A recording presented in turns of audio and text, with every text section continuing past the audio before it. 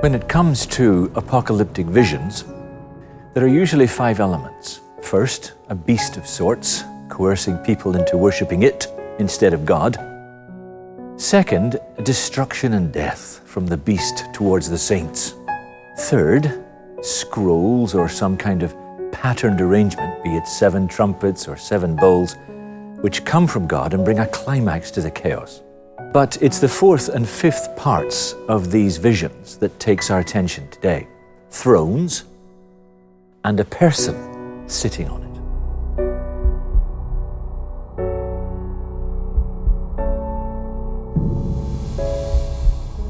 I remember one hellish week in the jungle of the Far East when I fell into the hands of some very violent communist guerrillas. For some days I was sure I was going to die, and witnessed some terrible atrocities, including a man shot in front of my eyes and who took half a day to die. And I could do nothing to help. I had no future, and I was fearful that my faith would not be up to the task of dying well. But a strange strengthening took place, however. Only later did I see that it was a pattern that came straight out of the pages of Revelation. At first, I was in despair. I had been taken captive through a freak chance. No one knew I was there.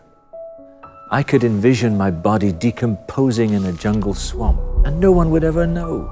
My captors would get away with it. What a waste of life and potential for them and for me. And then one day, I glimpsed a page of a book one of the troop was reading. It showed a crude pencil sketch of a famous painting by Francis Bacon, one where the Pope is sitting on his chair in a kind of cube and his face is coming apart in a hideous scream. It's a horrifying picture, possibly painted to show the irrelevance of the church. But what struck me was, this man was sitting on a throne. A throne, a throne. And I began to feel an odd sense of relief. Didn't God sit on a throne?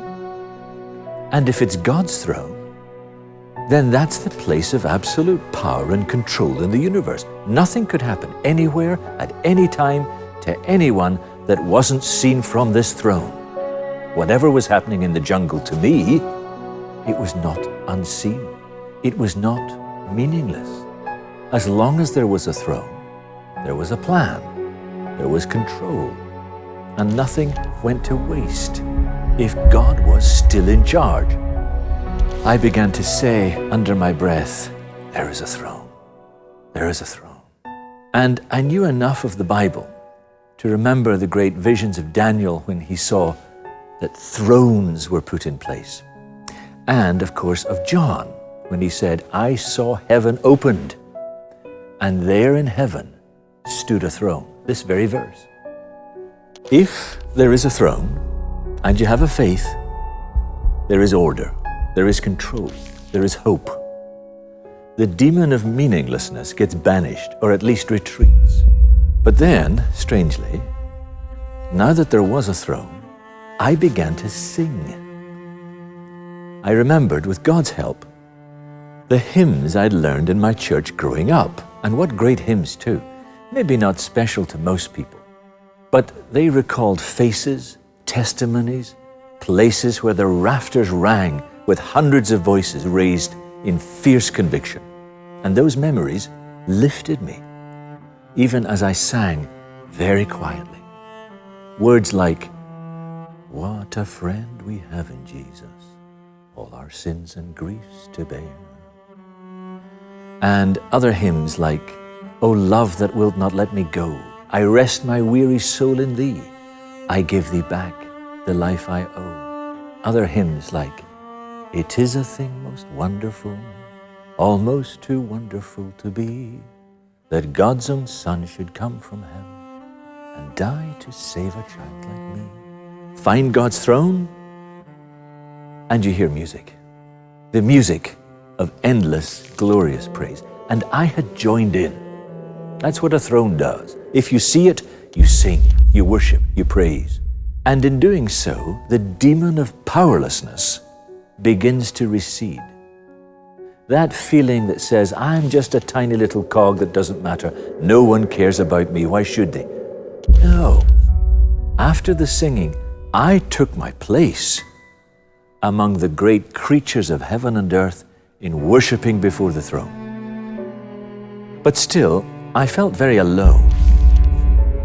There was no one there, just a group of hostile men, and the buzzing of relentless mosquitoes, and the mocking, echoing sounds of the creatures of the stifling jungle. But I began to think, who was on this throne? It was the Lamb, right? Jesus. And as I thought of all I was going through, I remembered, well, Jesus has been on this path before. He knew what it was like to be surrounded by hostile crowds. He knew what it was like to be totally alone in his hour of greatest need. He even knew what it was like to feel abandoned by God himself. Somehow, it all got very personal. Jesus knew everything I was going through. He was not a distant God in heaven, but a person like me that had gone through far worse to take me into heaven. And so the demon of loneliness also began to recede. And that's the greatest point of this throne vision. There's a person sitting on the throne. God is more than a force. He's a force with a face. That face is Christ, the Lamb. It got me through.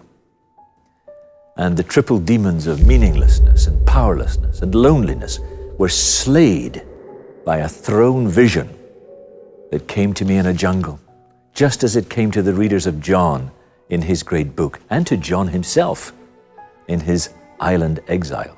I saw a throne with someone sitting on it. Could there possibly be a more comforting verse in the entire universe? Can we remember there is a throne and receive the love of the person who sits upon it? If there isn't a throne, there isn't enough power, but there is. And if there isn't a lamb on that throne, there isn't enough love, but there is. It's powerful, it's personal, it's beautiful, and of course, it's eternal.